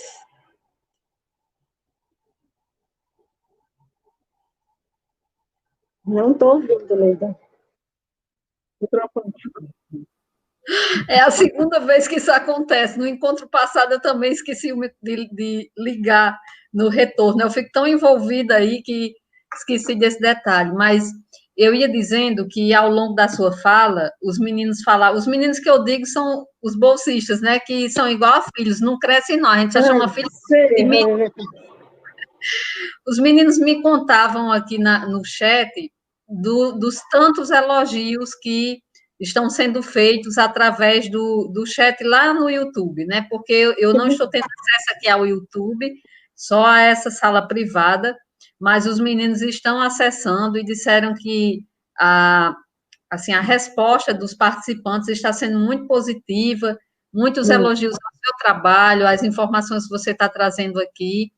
E eu também perguntei para a Alisson, ele falou que tem pelo menos uma pergunta, né? Ele identificou, e nós vamos, então, trazer essa pergunta de Anaílde Carvalho, que ela pergunta: existe algum lugar que transforma apostilhas comuns de cursos de formação para apostilhas em Braille? Então, assim, essa é uma pergunta bem pontual, né? A gente pode falar um pouco de laboratórios de acessibilidade, você fala, eu também posso falar um pouquinho do que a gente tem na UFRN depois, e enquanto aguardamos outras perguntas aí dos participantes, né? Nós temos ainda 40 minutos que podemos utilizar, caso vocês desejem, então podemos ter uma conversa, ainda aproveitar bastante desses conhecimentos que a Eliane tem, dessa experiência, né, profissional que ela vem acumulando ao longo da vida. Também ressaltar que, além de toda a experiência profissional, na vida pessoal, ela é casada também com uma pessoa que tem cegueira, né? E, assim... cirurgia. Ela fez, mas já vivenciou a experiência do que é conviver, né, no dia a dia. E quando ela fala de potencialidades, né, a gente discute muito isso na perspectiva vigotskiana, do quanto a pessoa que tem alguma limitação decorrente de um órgão ou de uma dimensão sensorial, essa pessoa constrói rotas alternativas de desenvolvimento. Então, isso não impede que ela construa conhecimentos, que ela faça coisas em sua vida, em qualquer área, né? E a motivação, o sentir-se parte de um processo, são elementos fundamentais para a pessoa se sentir empoderada e para a pessoa ter criatividade de ir adiante e de se envolver com aquela tarefa em qualquer área da sua vida, né? Mas vamos passar para a Eliane, para ela comentar aí em relação a essa pergunta de Anaíldes Carvalho. E Vygotsky, só uma informação, complemento aí, Vygotsky fala que não é preciso educar uma criança cega, e sim educar uma criança. Ela é uma criança, né? Ela tem todas as possibilidades de aprendizagem como as outras crianças. Ela só vai precisar de outros meios do seu processo de aprendizagem, de outros recursos para que essa aprendizagem possa chegar até ele. Então, ela não tem aquela possibilidade de imitação com as outras crianças. Desde cedo já vê já vê em tudo, né? Desde os gestos, expressões fisionômicas da mãe, cara de riso, de tristeza, de todas essas expressões que as crianças videntes já convivem sempre, mas a criança cega não tem acesso. Então, tudo tem que ser ensinado, desde a expressão fisionômica, né? Mas nisso aí elas têm esse limite, mas elas têm possibilidade de aprendizagem. Existe algum lugar que transforma apostilhas comuns de curso de formação para apostilhas em Braille? Anaíldes Carvalho, você é de onde? Desculpa, eu acho que é importante dizer para direcionar. Você é aqui do Rio Grande do Norte? Ela é do Rio Grande do Norte? Nós temos esse curso de formação, se for, eu vou dar várias opções, assim, possibilidades de resposta. Se esse curso de formação for promovido por instituição que tem como ela propiciar, vocês solicitarem, por exemplo, tem um aluno com cegueira no curso, e ele precisa, é bom que ele, com antecedência, quando se inscrever no curso, solicite essa apostila em Braille. Seria para um aluno com cegueira, para ler? Então, é importante que, sou da Bahia, pronto. Na Bahia tem CAPES, tem núcleos de produção, então vocês podem estar solicitando. CAPES são Centros de Apoio Pedagógico, Produção Braille, e existe essa possibilidade. Dependendo do curso, dependendo de quem está promovendo o curso, os organizadores do curso podem solicitar, né, essa transcrição. né, da tinta para o Braille, ou de universidade, por isso que eu disse, dependendo de quem está promovendo o curso, pode sim solicitar essa acessibilidade. Leida pode... Se aí algumas universidades também, como eu falei, se for, como Leida falou, né? Se for uma universidade que está promovendo, existem universidades que têm impressora, que têm departamentos de diretorias de inclusão, que tem esse setor de inclusão que pode estar atendendo a essa demanda aí. Fale, Leida, complete aí. Alisson, o meu, que estava fechando meu microfone, se estava dando alguma microfonia, mas enfim. Você falando aí sobre a impressão em braille, a apostilha, o texto, seja lá qual for, né, o material para converter para o braille, eu aproveito, né, enquanto o Alisson não socializa uma outra pergunta, para pedir que você fale um pouco de um tema que a gente tem conversado, né, em alguns momentos, que é a preocupação com a desbrailização, né? Por exemplo, eu vou socializar a experiência da UFRN, que é a universidade na qual eu atuo. Nós temos um espaço, ou seja, nós temos uma coordenadoria que antes se chamava, deixe-me ver, acho que era a KN, Comissão Permanente para Apoio às Pessoas com Necessidades Especiais, mas esse setor agora ganhou status de secretaria, e é Secretaria de Inclusão e Acessibilidade. Então, existe na UFRN, como também nas universidades públicas brasileiras, né, nos IFs, porque isso foi resultado de uma política de 2010, nessa expansão dos movimentos, das políticas educacionais inclusivas, também nas instituições de ensino superior. Então, nós temos um laboratório na UFRN, que é vinculado a essa secretaria, que faz a produção de materiais, só que não em braille, né? Porque no ensino superior, o nível de exigência de leitura é muito maior. Então, geralmente, a universidade lança mão de recursos mais rápidos, digamos assim, né? Cujo acesso do aluno à informação seja mais rápido. Então, o que ocorre na UFRN, nós tivemos a experiência de ter no campus de Caicó, que é o campus no qual eu atuo, a matrícula de um aluno no curso de Geografia, e ele, todos os materiais que os professores planejavam, em termos de textos, né, eram enviados, e eles têm um equipamento que convertem esse material para transformar no DOSVox, né, para ser utilizado através do DOSVox, que não é elaborado, todo esse trabalho não serve só para o aluno que estava lá, mas existe um acordo nas universidades brasileiras que os textos do autor tal, que sejam preparados, que sejam tornados acessíveis, passam a integrar um banco de dados, porque aí outras universidades podem também tomar emprestado.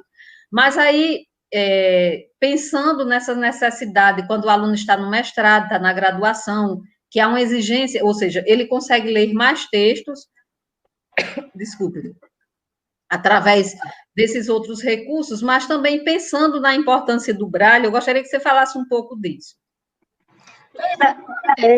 No ensino superior, realmente, devido à demanda de muita necessidade de leitura, com em breve tempo, né, a tecnologia, esse acesso às informações por meio de texto, com leitores de tela, ele é importante, ele vem para somar, né, é muito importante, realmente. Agora, muito, muito interessante que esse aluno que chegou à universidade, se no percurso dele ele tiver utilizado o sistema Braille, ele vai ter muito mais contato com a leitura, com a questão da ortografia em si, na hora de produzir um texto, um TCC, né, ele vai ter mais possibilidades se ele tiver tido esse contato com a escrita e a leitura. Ele pode ter também com o computador, é uma forma também de escrita, mas principalmente o problema é que está acontecendo muito a desbrailização desde criança. Eu me preocupo muito quando as crianças, né, eu incentivo o máximo, defendem essa bandeira. Na verdade, eu ia colocar um slide aqui com não a desbrailização, esqueci de colocar. eu ia terminar com o slide, não a desbrailização. E foi maravilhoso você ter tocado nesse assunto. Então, o Braille não está em desuso, ele não está obsoleto. Muitos livros estão sendo produzidos pelos núcleos de produção Braille, né, pelas instituições que eu falei, né, Lara Mara, Fundação Doriana Noel, Instituto Benjamin Constant, todos os CAPs, núcleos de produção Braille, estão produzindo, né, a difusão do Braille está muito grande e a tecnologia tem contribuído para essa difusão do Braille. Agora, também é importante que seja incentivada desde cedo a leitura em Braille para que esses livros possam ser usados, usufruídos pelos alunos. Claro, como todo sistema tem desvantagem, né, não dá para ter tudo em Braille, nem existe tudo em Braille. Um livro em tinta, dependendo do curso de medicina, requer, de direito, né, requer um quarto todo só para um livro em Braille, né, assim, ele requer mais espaço. Então, tem algumas questões que são completadas com outras formas de acesso à leitura. Então, na universidade, acontece por causa dessa pressa de atender às demandas de leitura.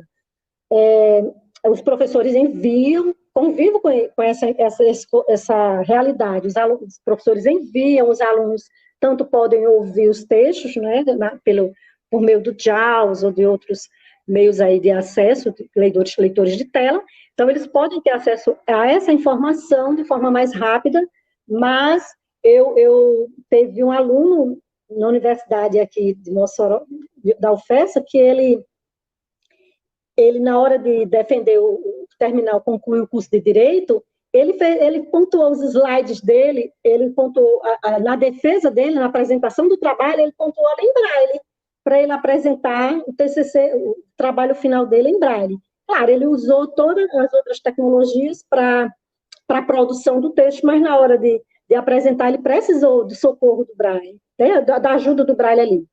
Claro que eu tenho outra experiência, que eu assisti um TCC de um aluno com cegueira, ele era de ciência da computação, e ele já usou um fonezinho de ouvido, com um sintetizador de voz, né, apresentou ouvindo os slides, ouvindo, e ele apresentava ali de acordo com o que ele ia ouvindo. Então, existem várias realidades. Na universidade, realmente, eles vão estar precisando mais desse recurso.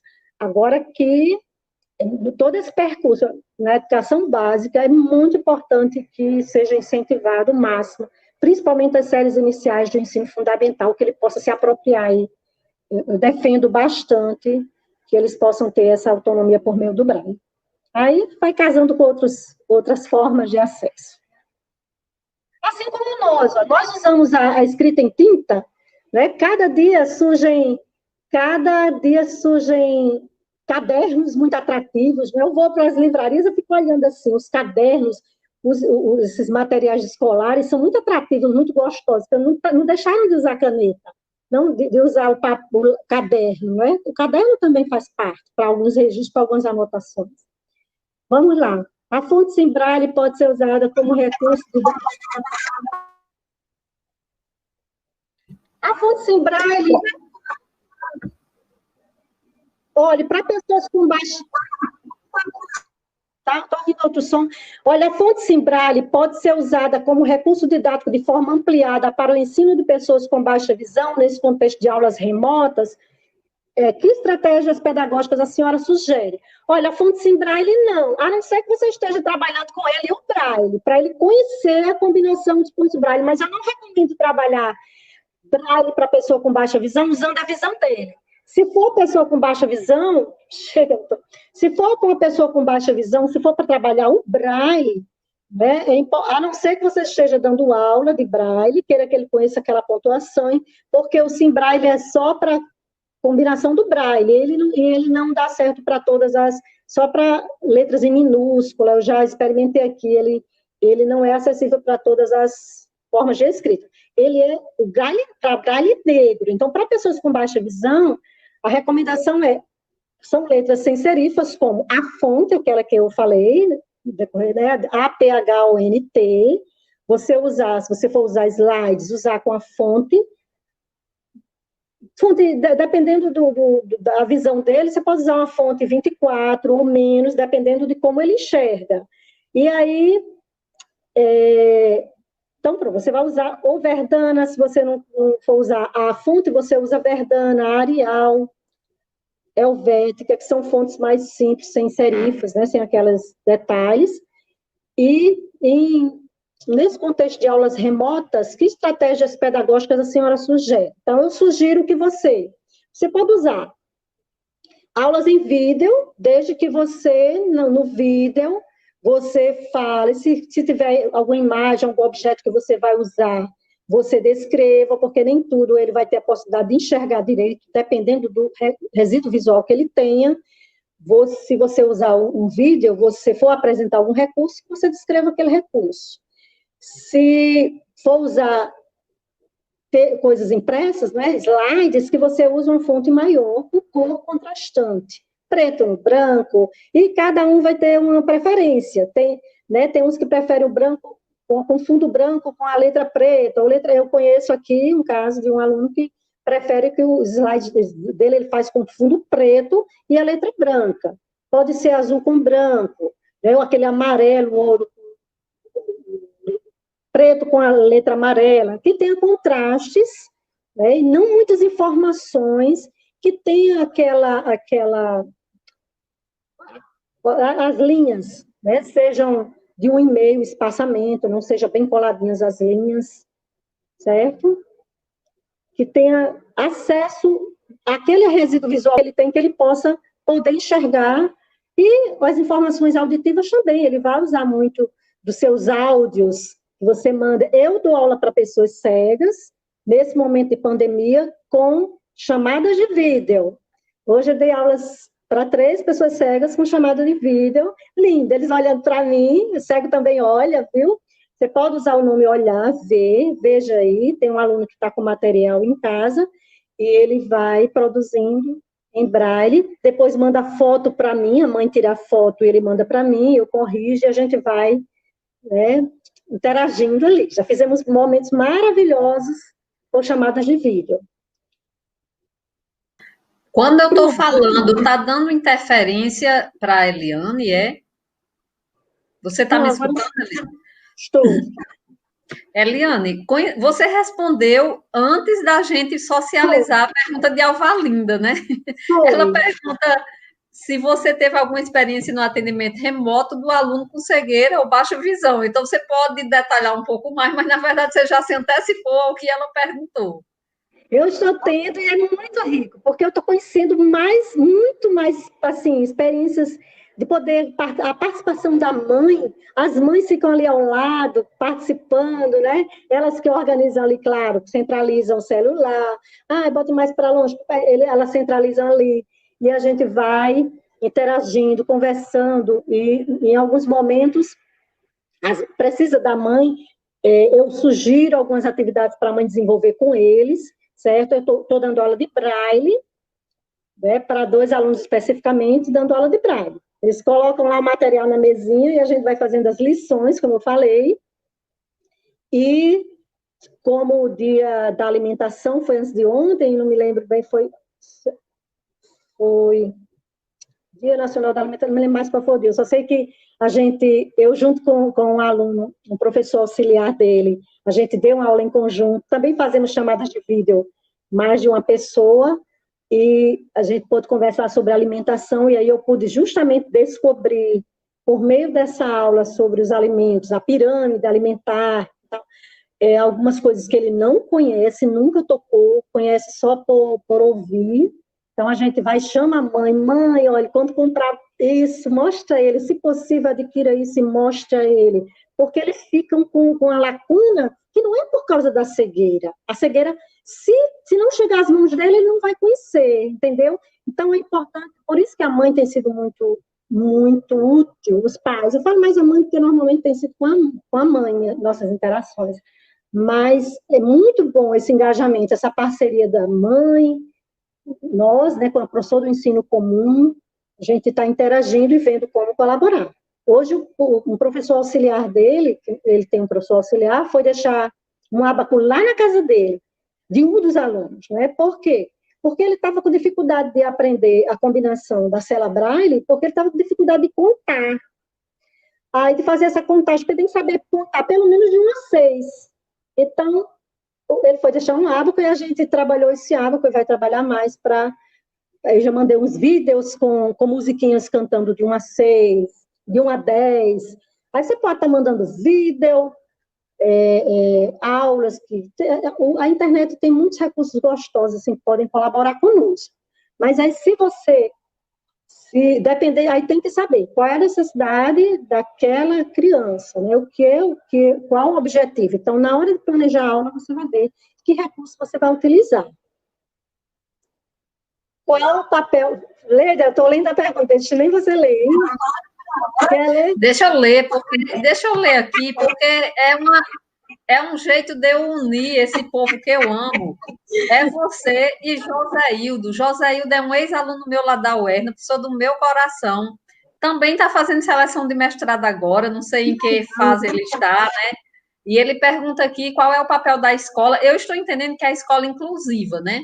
No auxílio ao trabalho didático pedagógico do professor que tenha algum aluno cego, ou seja, visto que é necessário incluir esse aluno em sala de aula regular.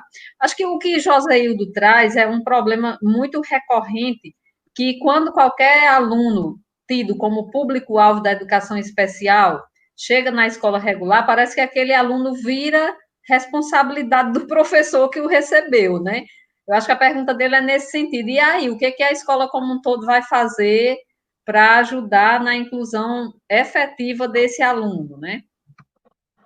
Pois é muito importante as parcerias. Se na sua cidade, Joséildo mora aí, mora onde? Jucurutu, ele mora em Jucurutu.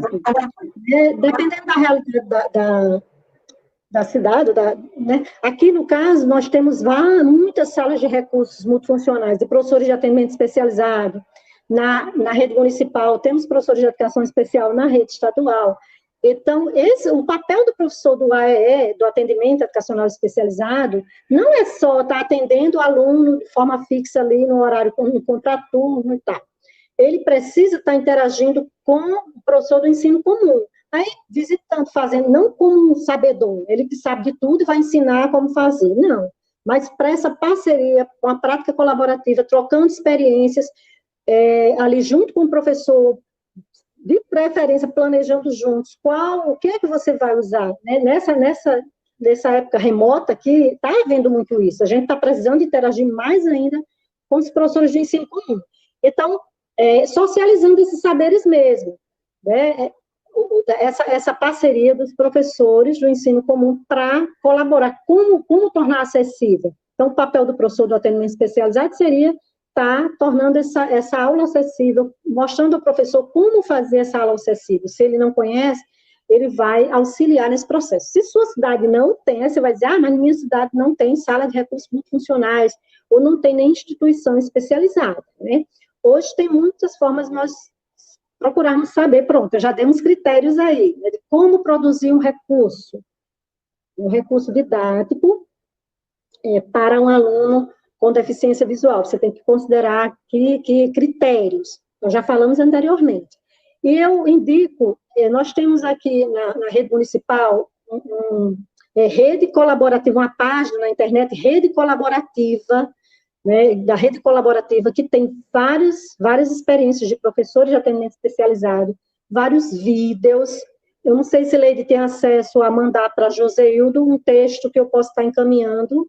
Leida, eu vou socializar um link, né, dessa rede colaborativa de um texto que Selma Bedak, Leila Mar, as meninas da secretaria, da Diretoria de Educação Especial, produziram, e ele tem muitas dicas de como trabalhar nesse período remoto, como fazer vídeos acessíveis, como estar se preocupando tanto para alunos com cegueira, baixa visão, para qualquer necessidade. Então, para a produção de vídeos e tudo.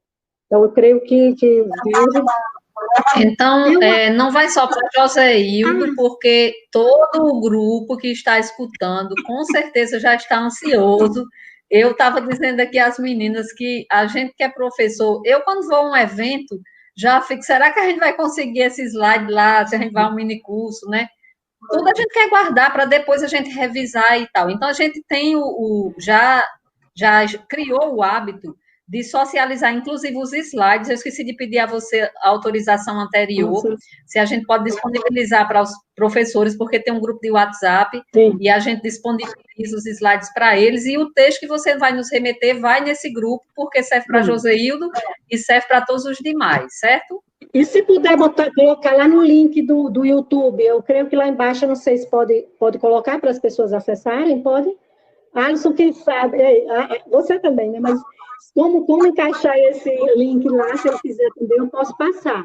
Que tem várias dicas de como produzir, foi feito para esse período mesmo, Renato. Eu penso que você teria que mandar agora, não é isso, Alisson? Mandar aqui no chat para que ele possa disponibilizar enquanto está gravando, né? Acho que se houver uma forma de compartilhar aí, seria bom, né? Mas ele está dizendo que pode adicionar. Ele pode tudo, né? Ele pode. Você acha que eu sei, né? Não se preocupem. Tem mais perguntas? Você acha que eu sei, Leida? Graças a Deus. Menina, eu estou vendo que ninguém tem limite. Graças a Deus, né? Eu acho que eu vou pedir os professores para reprovarem Alisson para ele passar mais um tempo comigo. Pelo menos. Gente, então, Salderes, prazer, Salderes, ter você novamente aqui, né? Ela está dizendo parabéns pelo compartilhamento dos saberes experienciados. Gostaria ainda de saber se você já recebeu um aluno cego com TEA no AEE e, em caso positivo, narre um pouco essa interação. Gratidão. Eu não recebi ainda, mas, olha, as pessoas com cegueira, se elas não forem estimuladas desde cedo, se as crianças cegas, existem crianças cegas que desde cedo são muito estimuladas, os pais fazem com que aquela criança participe, interaja, tenha possibilidades de aprendizagem e tal. Então, essa criança vai desenvolver muito bem, com todo o apoio da família, de professores, desde cedo. Algumas crianças cegas, se elas forem tratadas com muita superproteção, às vezes a pessoa parece ter outra deficiência. Por quê? Já conheci casos de pessoas que ficaram fechadas num quarto, né, que nem aprenderam a andar, com muitas dificuldades, porque falta de conhecimento dos pais, né, de vários contextos, mas que foram criadas totalmente assim, sem nenhum incentivo e apresentaram várias sequelas, né, que alguns podem apresentar comportamentos autistas repetitivos, né, comportamentos repetitivos, algumas características autistas, e isso tem que ser investigado, né, claro. Nós não temos comprovadamente alunos com cegueira e autismo, certo? Já temos experiência de com alguns comportamentos autistas que estão sendo estimulados, tal, e a gente vai ter acesso ainda a essa informação. Mas pode acontecer da falta de estímulo, de incentivo, do trabalho com esse aluno, ele desenvolver situações de deficiência, né, outras situações de deficiência, porque não lhe foi possibilitado esse desenvolvimento normal de uma criança que ele precisava ter, né, no seu percurso normal de crescimento. Todo incentivo, todo estímulo, certo? Então, nós não... Aqui em Mossoró tem muitos alunos com autismo, mas no onde eu trabalho, a gente atende especificamente a cegueira, baixa visão. Já tivemos surdos cegos no passado, muito distantes. Logo quando eu comecei a trabalhar, tivemos crianças com surdo-cegueira, mas com autismo ainda está em processo. Tem um que a gente está em processo ainda de um trabalho, desenvolvendo algum trabalho para que a gente, não é meu aluno diretamente, né, mas para que possa conhecer mais essa criança. Tá bom? Bom, não temos mais perguntas, então nós queremos, para eu não fazer como eu fiz no dia de Aldeci, que eu acho que eu esqueci de passar a palavra para ele fazer as considerações finais, antes de eu fazer o meu encerramento, eu vou pedir então que você faça as suas considerações finais, né, e depois a gente também está encerrando.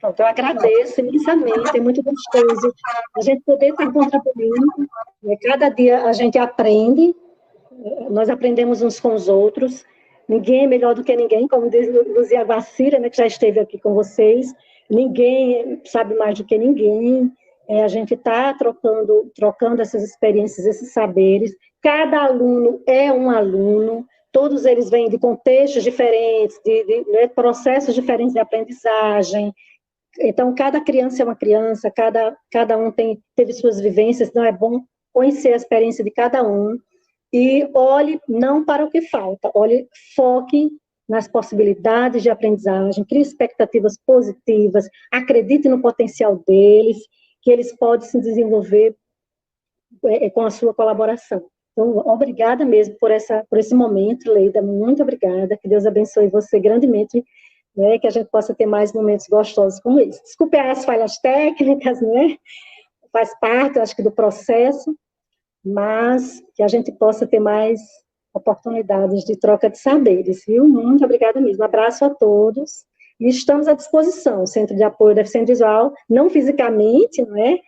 Mas, na medida do possível, vocês podem entrar em contato conosco, comigo, né, por meio de Leida, para a gente poder estar colaborando de alguma forma. Muito obrigada mesmo. Um abraço em todos. Deus abençoe. Não estou... Aula para os meus alunos, mas o microfone está ligado, Alisson. Ligou agora. Oi. Ah, sim. Hoje de manhã na aula eu também falava para os meus alunos que eles estavam apresentando um trabalho e colocaram uma palavra faltando uma letra. Aí ele ficou muito preocupado, né, achando que ia ser penalizado por falta de uma letra numa palavra. Eu disse, olha, isso aí é a nossa humanidade, né? Então, por mais que a gente... Aí ele disse, mas professor, eu revisei esse slide, o grupo todo revisou esse slide, ninguém percebeu isso. Eu tenho nada não, isso é a humanidade que passa por aqui, né? Então, e na verdade aqui não é nem uma questão tão humana, mas nós não somos nativos na tecnologia, né? Os mais jovens que dialogam muito mais facilmente com esses recursos cometem menos falhas, né? Mas não tem problema nenhum, acho que tudo de bom que aconteceu nessa noite foi muito superior do que qualquer falhinha que a internet ou a tecnologia possibilitou, né? O pessoal de Caicó sabe que eu adoro cantar. É muito difícil um evento que eu não cante, né? Mas cantar aqui na internet já não dá certo. Mas eu quero encerrar esse nosso encontro recitando o trecho de uma música que é a nossa marca, né? A gente cantou ela lá em Caicó. Eliane levou uma pessoa para cantar, tocar violão no dia da defesa de dissertação dela, foi muito emocionante, um momento muito emocionante. É uma música que eu não sei se é de Roberto Carlos, mas ele cantou com balão mágico, né? Quando a gente era criança, que diz assim, pelo menos eu era criança, se tem bigodes de foca, nariz de tamanduá, parece meio estranho. Também um bico de pato e um jeitão de sabiá, mas é amigo, não precisa mudar. É tão lindo, deixa assim como está. Então, vamos cantar? Vamos cantar. Se tens bigodes de foca, nariz de tamanduá. Parece meio estranho, né? Mas é amigo do pato, a gente deixa como ele está. Mas é amigo. Não precisa mudar, é tão lindo, é tão bom se gostar, e eu adoro. Enfim, mas não vamos deixar o pessoal sair, né, nos ouvindo aqui cantar, apesar de que a música é uma das expressões mais bonitas do ser humano. Então, desejamos uma excelente noite a todos, né, que nós possamos guardar essas informações, multiplicar, criar a partir delas. E nós estaremos em breve disponibilizando os slides e também em pouco tempo, dias, né, não é minuto nem hora, nós estaremos também disponibilizando o vídeo para aqueles que não puderam acompanhar. Caso alguém, volto a dizer, caso alguém tenha problema com a assinatura da frequência, envie um e-mail para o e-mail do nosso projeto, que será disponibilizado novamente no grupo de WhatsApp. Boa noite, que Deus abençoe a todos. Amém. Boa noite.